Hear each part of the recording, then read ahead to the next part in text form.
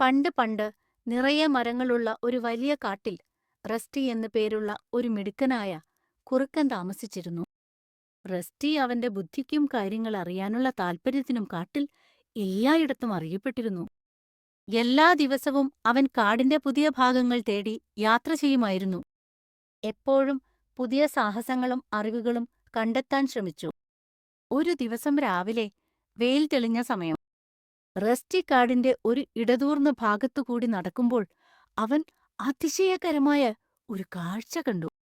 ഒരു പഴയ ഓക്ക് മരത്തിനടിയിൽ വീണുകിടന്ന ഇലകൾക്കിടയിൽ മനോഹരമായ ഒരു സ്വർണമുട്ട കിടന്നിരുന്നു.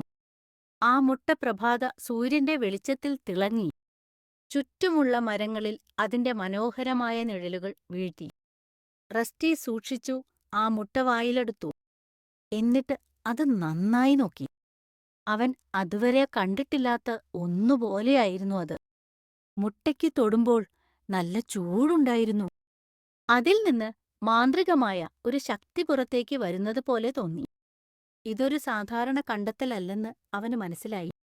എന്ത് ചെയ്യണം എന്നാലോചിച്ച് റസ്റ്റി അവിടെ ഇരിക്കുമ്പോൾ അടുത്തുള്ള ഒരു കൊമ്പിൽ നിന്ന് ഒലിവർ എന്നു പേരുള്ള ഒരു വയസ്സൻ മൂങ്ങ പറന്നുവന്നു. ഒലിവർ ഒരുപാട് വർഷങ്ങളായി ഈ കാട്ടിൽ താമസിക്കുന്നതാണ്. അവിടുത്തെ മാന്ത്രിക ജീവികളെക്കുറിച്ചുള്ള ഒരുപാട് രഹസ്യങ്ങൾ അവനറിയാമായിരുന്നു. "ഓ, കുഞ്ഞേ റസ്റ്റി," ഒലിവർ പതിയെ ശബ്ദമുണ്ടാക്കി പറഞ്ഞു. "ഐശ്വര്യത്തിന്റെ ഐതിഹാസികമായ സ്വർണമുട്ട നീ കണ്ടെത്തി എന്ന് തോന്നുന്നു. ഈ മുട്ട 100 വർഷമായി കാണാതായിട്ട്. ഇത് കണ്ടെത്തി സുരക്ഷിതമായി സൂക്ഷിക്കുന്നവർക്ക് കാടിന് മുഴുവൻ നല്ല ഭാഗ്യം കൊണ്ടുവരുമെന്ന് പറയാറുണ്ട്." റസ്റ്റിക് സന്തോഷം കൊണ്ടും ഉത്തരവാദിത്തം കൊണ്ടും കണ്ണുകൾ വലുതായി. ഇത് തന്റെ മാത്രം ഭാഗ്യത്തെക്കുറിച്ചല്ല, കാട്ടിലുള്ള എല്ലാ കൂട്ടുകാരുടെയും അയൽവാസികളുടെയും സന്തോഷത്തെക്കുറിച്ചാണെന്ന് അവൻ മനസ്സിലായി. അന്നുമുതൽ റസ്റ്റി സ്വർണമുട്ടയുടെ കാവൽക്കാരനായി.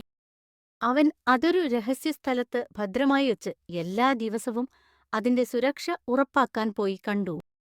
ഐതിഹ്യം പറഞ്ഞതുപോലെ കാട് മുമ്പൊരിക്കലുമില്ലാത്ത പോലെ തഴച്ചു വളർന്നു.